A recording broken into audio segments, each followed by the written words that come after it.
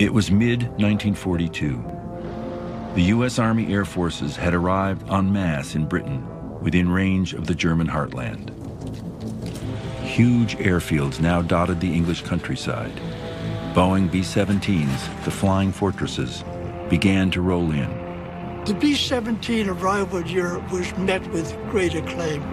The Americans showing up finally in 1942 was this great.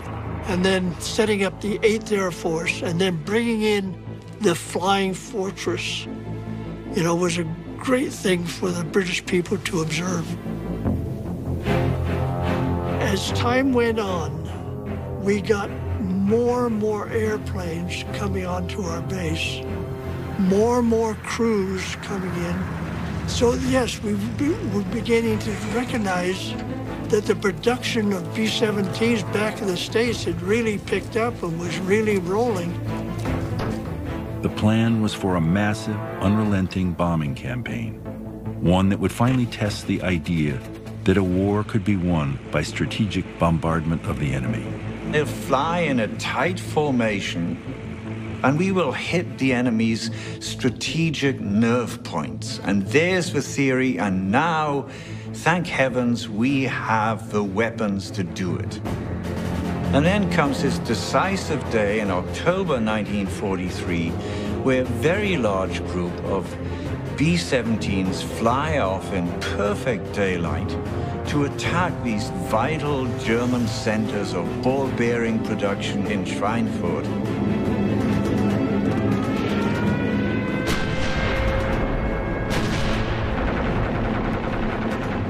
They find themselves subject to the most astonishing set of attacks by the Luftwaffe, carefully coordinated with some fighters coming from below, some from above, some from directly ahead, and the result that day is devastating.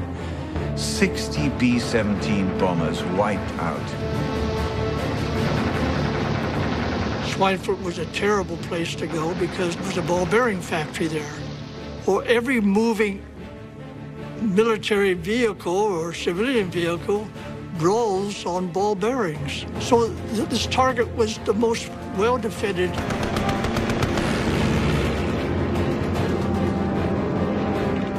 The German fighter pilots were plentiful and they were skilled, and so we got hit up pretty badly.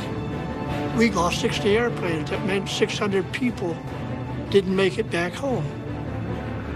And our own airplanes came back, lost an engine, shot up pretty bad. My partner in the left waist was killed.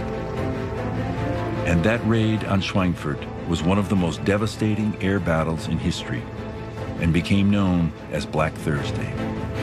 This was such a shock to the system that they really began to see how the bomber was supposed to get through, and we were sure we had all the defensive preparation, but it doesn't look like that.